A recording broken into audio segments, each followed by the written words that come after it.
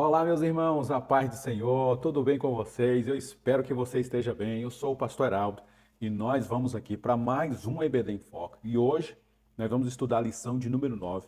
Vamos falar um pouquinho sobre Esaú e as bênçãos da promessa por um prato de lentilhas. A história vai dizer o Deus de Abraão, Deus de Isaac, Deus de Jacó. Mas bem que poderia ser o Deus de Abraão, Deus de Isaac e o Deus de Esaú. Por que não? Por que Deus rejeitou Esaú e resolveu escolher ao Jacó e não Esaú? Mas vamos ver exatamente nessa lição por que Deus, sabendo de todas as coisas, com a sua presciência, com aquilo que a gente conhece como a capacidade que Deus tem de conhecer o futuro, possivelmente, então, aí dentro dessa doutrina bíblica, Deus conhecia como é que seria o coração de Esaú. Baseado nisso, Deus então escolhe, por sua graça, misericórdia, por sua vontade absoluta, a Jacó e rejeita a Esaú. Mas nessa lição nós vamos, antes de nós avançarmos na próxima, para falarmos um pouco sobre Jacó, e darmos continuidade no Deus de Abraão, Isaac e Jacó, nós vamos ter que falar um pouquinho sobre Esaú e por que então que ele passou despercebido pela história dos patriarcas. Então, o nosso texto de referência vai usar nessa lição, Mateus capítulo 22, diz assim a partir do verso 2: O reino dos céus é semelhante a certo rei que celebrou as bodas de seu filho. E enviou os seus servos a chamar os convidados para as bodas, e estes não quiseram vir. Depois enviou outros servos, dizendo: Dizei aos convidados: Eis que tenho o meu jantar preparado, os meus bois e cevados já mortos, e tudo já está pronto. Vinde às bodas. Verso 5. Porém eles, não fazendo caso. Aí eu destaquei essa expressão, porque é justamente isso que vai acontecer com Esaú. Vai rejeitar aquilo que ele tinha de promessa, aquilo que ele tinha de primogenitura, ele simplesmente vai abrir mão disso, não fazendo caso.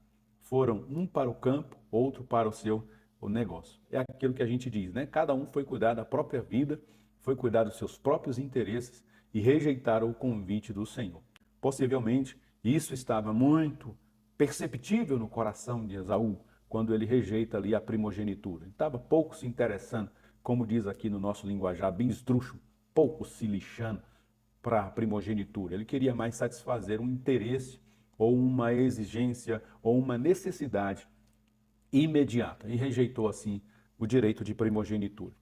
E aí nós temos na nossa introdução, nem sempre compreendemos os caminhos de Deus no cumprimento de suas promessas. Porém, estudando a história dos patriarcas, é possível atestarmos a fidelidade, o poder, a soberania e graça de Deus no desenvolvimento de seu perfeito e glorioso plano divino de redenção. Tópico primeiro, as bênçãos da primogenitura. Dois aspectos principais estão associados aos direitos de primogenitura na cultura hebraica.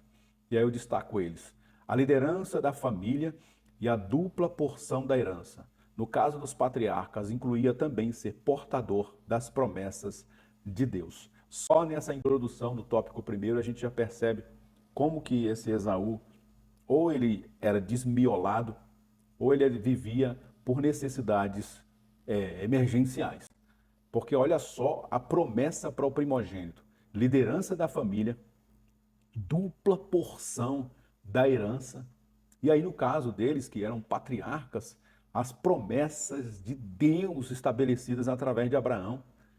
Tantas coisas esse homem abriu mão por causa de um prato de lentilhas. É um negócio impressionante como a gente não consegue nem entender como que esse homem abriu mão tão fácil de um direito de primogenitura que tinha tantas bênçãos carregadas sobre si. Né? É uma coisa a se pensar. E aí daqui a pouco a gente vai refletir sobre isso, trazer para a nossa vida espiritual e entendermos que muitas vezes nós estamos abrindo mão de bênçãos grandiosas em Deus, até bênçãos da eternidade, por prazeres momentâneos dessa vida.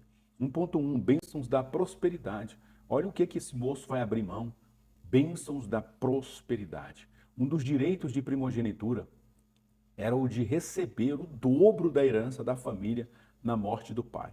J. A. Thompson diz assim: um dos temas do Velho Testamento era que o filho mais velho podia ser substituído por um filho mais novo em circunstâncias especiais, como por exemplo Jacó e Esaú, Isaac e Ismael, Efraim e Manassés, Davi e seus irmãos mais velhos. Estes casos, porém, são exceções à regra geral.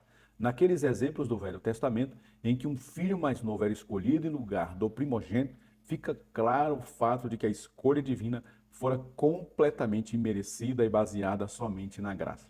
Não havia requisito neles para eles tomarem o lugar, para eles assumirem a posição de primogênitos aqui. Não havia nenhum pré-requisito neles, porque o direito, pela lei, o direito pela cultura deles, era o filho mais velho. Então, Esaú deveria ser aquele portador dessas promessas, mas Deus resolveu escolher Jacó. Graça sobre graça. A gente já percebe aqui a graça de Deus manifestando-se já na antiga aliança, né? Há muitos que dizem que a graça está só no tempo da graça, na dispensação da graça, que é quando Cristo vem e inaugura ali o Novo Testamento. Mas nós encontramos graça e misericórdia ainda no Antigo Testamento, quando Deus escolhe Jacó sem que ele merecesse, sem que ele tivesse requisitos para isso. Simplesmente Deus resolve escolhê-lo. 1.2, outra coisa que o Esaú vai negar, né? Vai abrir mão por causa de um prato de lentilhas. Bênçãos de autoridade.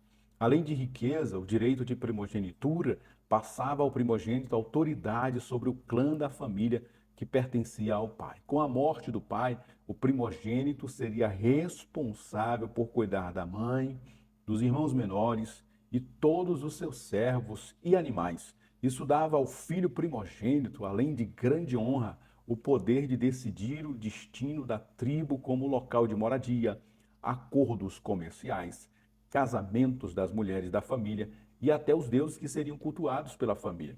E eu destaco essa expressão final, Esaú e não Jacó. Esaú e não Jacó tinham as qualidades naturais para essa função, mas sua necessidade de satisfação imediata parece tê-lo deixado indiferente a estes privilégios. Legalmente, era Esaú que iria receber todas essas bênçãos, toda essa responsabilidade. Mas nós não sabemos porquê. Não sabemos o porquê, não tem uma explicação lógica de um homem abrir mão de tamanhas bênçãos por causa de uma refeição imediata, uma simples refeição. Né? 1.3, bênçãos de representatividade. Em se tratando dos patriarcas de Deus, havia um elemento extra nos direitos de primogenitura. O primogênito teria também o privilégio de ser o portador das promessas patriarcais.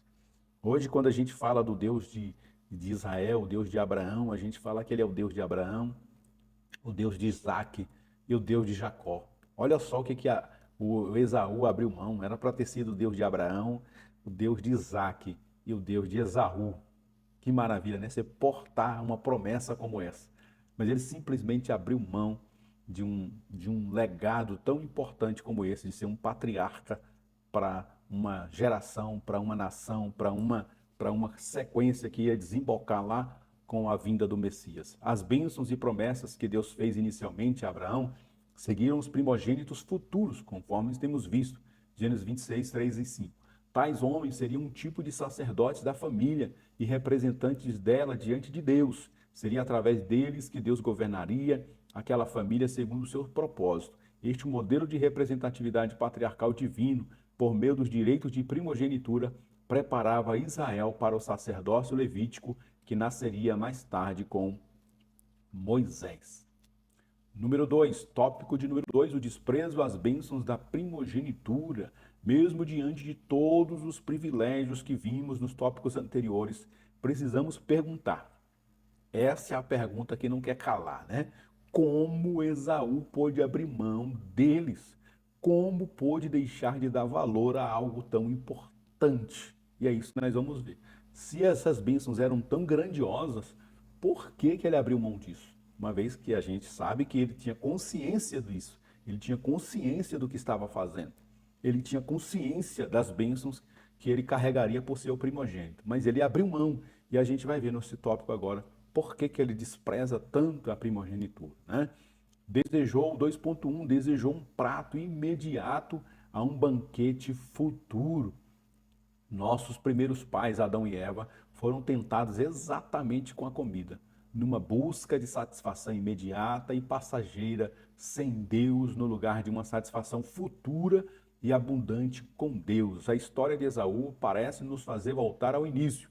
Ele chega à sua rotina de caçada, faminto, e sente o cheiro do cozido de Jacó.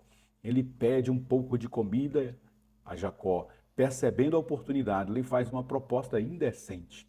Meu prato de ensopado por seu direito de primogenitura. Tão absurda, e eu destaco essa expressão, tão absurda quanto a proposta de Jacó foi a autojustificativa de Esaú. Eis que estou a ponto de morrer, e para que me serviria logo a primogenitura? A gente já percebe aqui, por ele ter mostrado a ânsia da morte, né, para satisfazer a necessidade imediata de comida, porque estou pronto de morrer, estou a ponto de desfalecer de tanta fome, eu vou morrer de fome, né? E para que me serve esse direito? Olha só, o direito de primogenitura nós vimos no 1.3 que dava, entre outros benefícios, o direito de carregar o patriarcado, o Deus de Abraão, o Deus que cuidou de Abraão, o avô dele, o Deus de Isaac, o Deus que cuidou do pai dele, seria agora o Deus que cuidaria dele. Ele está dizendo assim, eu não creio em um Deus provedor. Eu não creio em um Deus que vai satisfazer as minhas necessidades mais básicas. Eu não acredito no Deus do meu avô Abraão, eu não acredito no Deus do meu pai Isaac, portanto, me dá esse prato de lentilhas, porque eu não quero morrer de fome. Coisa impressionante. E aí entra o Jacó na cena, o Jacó esperto, né? Depois Deus vai trabalhar na vida desse moço, mudar o nome dele para Israel, mas o Jacó teve uma sacada aqui, teve uma oportunidade, ele viu uma oportunidade de se dar bem, de receber todas essas promessas, porque eles sabiam que eram promessas grandiosas, ele foi lá e tomou posse delas. E aí o Jacó simplesmente foi mais esperto do que o Esaú nessa questão. 2.2, preferiu o que é escasso ao que é abundante. Jacó revela o interesse pelas coisas sagradas que o seu irmão Esaú não tinha. Isso com certeza é valorizado por Deus. O problema de Jacó está nos caminhos que ele está disposto a tomar para obter tais coisas. Ele é oportunista em um momento de necessidade de seu irmão. Por sua vez, seu irmão é profano, ignora o sagrado, despreza valores, vende algo precioso por uma satisfação efêmera. Ambos erraram. Deseja o que Jacó desejou, mas não tome caminhos como os dele. Não podemos de forma alguma passar por cima da necessidade dos outros para chegar a lugares mais altos. Por sua vez, não podemos vender o que Deus reservou para nós por coisas tão banais. Jacó, ele com certeza cria no Deus de Abraão, no Deus do seu pai Isaac. E ele olhava para o futuro e dizia, eu quero conhecer a esse Deus também. Então, o problema dele foi que ele, nessa ânsia de conhecer a Deus e de herdar as promessas da primogenitura, ele acabou ultrapassando os limites, né, da ética, da moral. Mas tudo isso foi justificável porque o próprio personagem aqui dessa lição, que tinha todos os direitos, simplesmente abriu mão, jogou na lata do lixo o seu direito de primogenitura. Jacó apenas foi esperto ao ponto de absorver tudo aquilo para ele. 2.3, priorizou o prazer pessoal que o propósito espiritual. Além de desprezar as bênçãos da primogenitura, Esaú se casa com mulheres estrangeiras. Olha só como ele desprezava o que Deus estava fazendo através do seu avô Abraão, através do seu pai Isaac, e queria fazer através agora deles, Jacó, Esaú, da descendência que se seguia. E uma das coisas que Deus havia dito para Abraão e para Isaac é que eles não tomassem mulheres estrangeiras para os seus filhos. E exatamente é isso que Esaú está fazendo. O que não era aceito para sucessões sacerdotais. Hebreus 12:16 diz que Esaú era imoral e profano.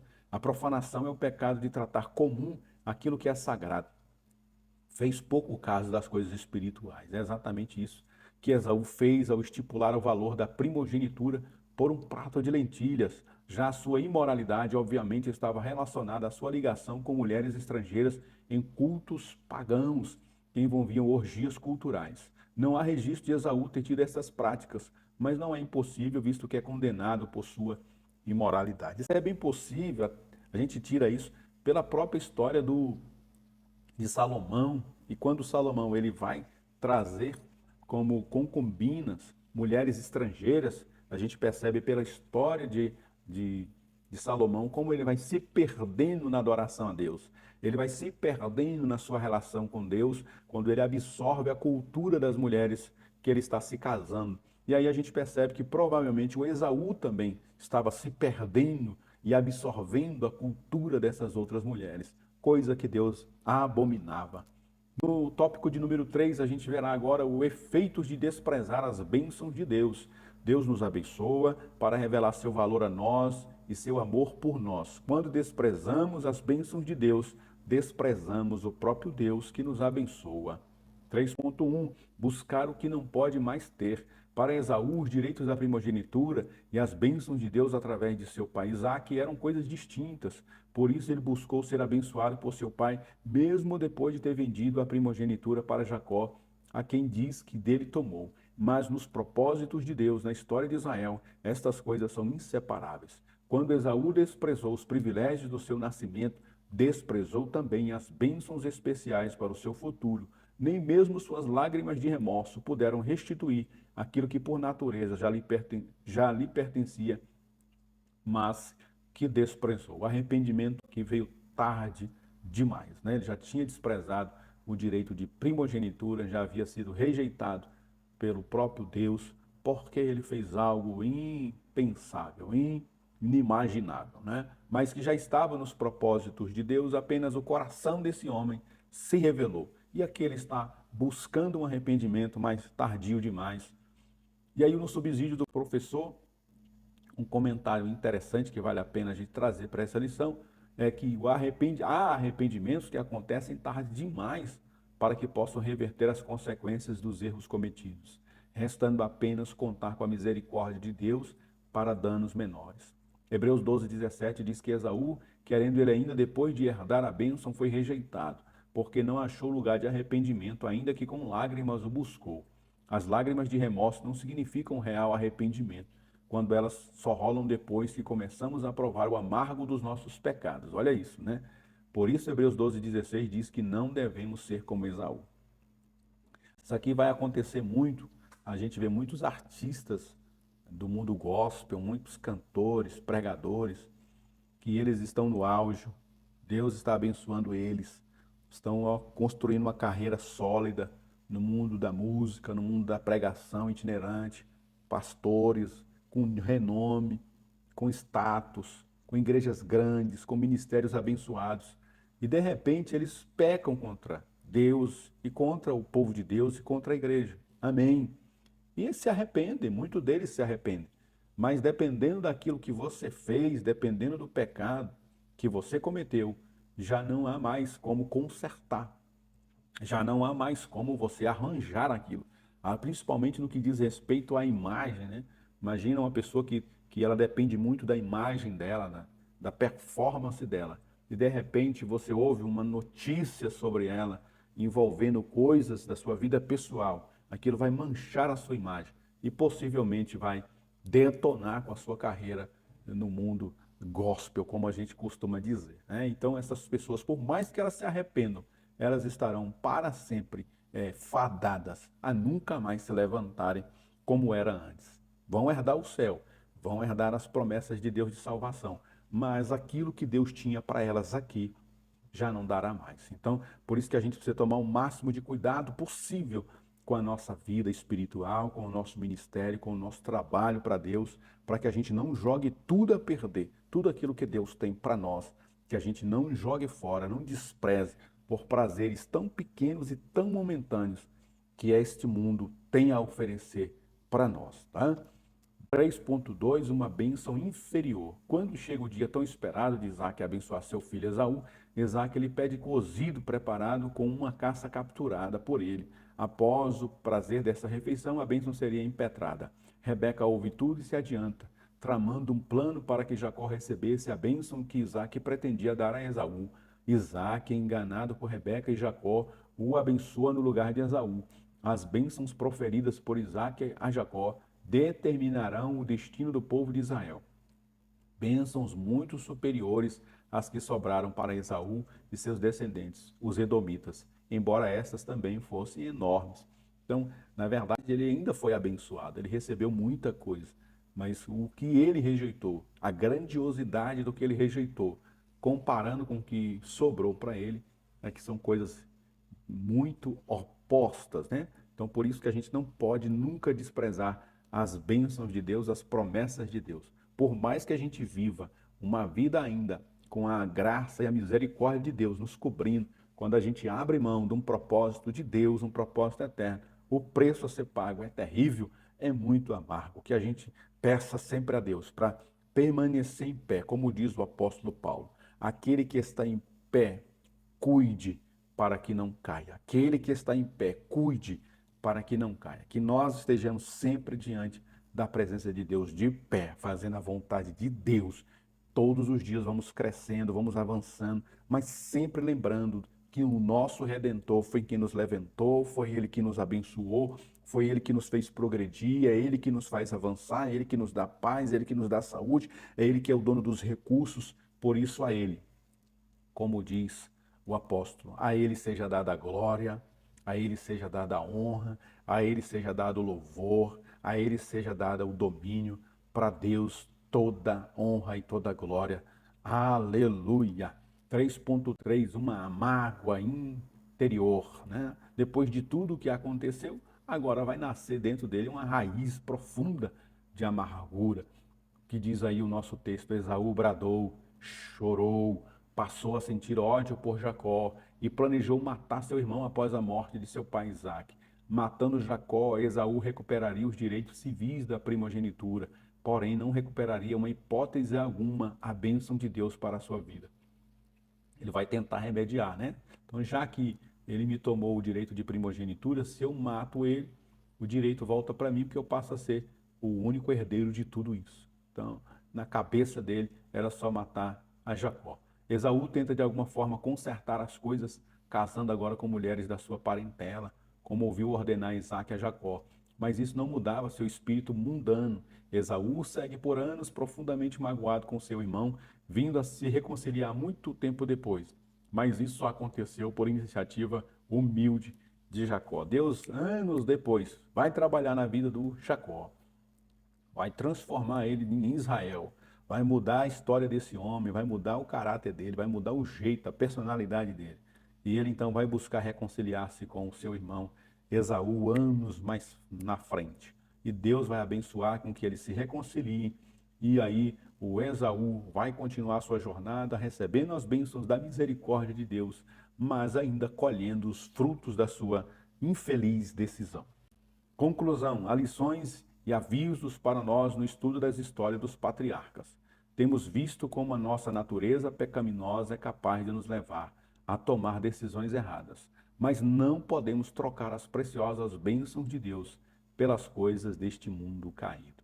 Que a gente tome o máximo de cuidado, precaução, vigilância possível, porque o mundo vai oferecer prazeres momentâneos, mas sempre, por melhor que sejam, comparado com as bênçãos de Deus, são apenas prazeres momentâneos e passageiros. Nada disso supre a presença e a graça de Deus nas nossas vidas. E aí os nossos recursos, sempre que você precisar, acesse lá ebdpanorama.com e pegue os slides que tem lá nesse site. Também no revistaebd.com tem slides lá bem legais. Se você quiser usar os slides que eu usei nessa aula, me manda um oi lá no heraldeiras@gmail.com que eu te mando. Sempre que você precisar, tem que me mandar um oi lá para me lembrar, porque é muita coisa para me lembrar, acaba que eu esqueço. Então manda lá: Pastor Heraldo, quero o slide da lição de número 9, manda para mim que eu te mando lá em nome de Jesus, tá? Precisando imprimir a lição, eu sempre recomendo, leva a lição impressa. Muitos alunos que vão para a aula, às vezes vão sem a lição na mão. Então, em escolabiblicadominical.org, vai lá, entra lá, copia, cola no Word, faz a edição, imprime e leva para a turma para abençoar eles lá, tá bom? E peço que você continue orando por nós, continue nos abençoando para que a gente continue aqui trazendo essas lições nesse canal. A nossa próxima lição, nós vamos falar agora sobre ele, o Jacó, o Deus de Abraão, o Deus de Isaac, o Deus de Jacó. A gente então passa rapidamente na lição de número 9 por Esaú e vai chegar agora em Jacó. Quando um pecador quer mais de Deus, um homem que vai mostrar essa resiliência, essa força, essa capacidade de acreditar que Deus tem coisas boas e ele vai lutar por isso. Amém? Continua nos abençoando aí, compartilhando esse vídeo, dando aí o seu curtir, o seu gostei, comentando também, ajuda o nosso canal a continuar crescendo e vem novidade por aí, vem coisa boa por aí, tá bom? A gente sempre vai estar investindo agora nesse canal com novas lições, com novos conteúdos. Deixe aí o seu like e não deixe de se inscrever para você receber a notificação dos novos vídeos que nós vamos começar a gravar, das novas lições que nós vamos voltar a gravar nesse canal e nos ajude aí orando por nós, amém? Que Deus te abençoe, tenham todos bons estudos, uma semana recheada de estudo, se aprofunde nessa lição e seja instrumento de Deus, é uma lição muito boa para trazer repreensão para o coração dos nossos irmãos e irmãs, e para o nosso também, em primeiro lugar, né? Para que a gente nunca despreze as coisas de Deus, para que a gente nunca se esqueça que Deus tem coisas grandes para nós, mas a gente precisa estar firmado nele e nunca rejeitar a sua presença, a sua graça, porque o preço a ser pago talvez possa ser muito grande e se levantar novamente seja muito possivelmente impossível de se acontecer, de voltar ao status que a gente estava antes de ter caído. A gente pode se levantar, mas no status que a gente estava antes, no propósito que estava antes, a gente viu nessa lição que muitas das vezes não vai ser mais possível. Deus abençoe, irmãos. Tenham todos uma boa semana de estudos. Até a próxima, se Deus assim nos permitir. Amém.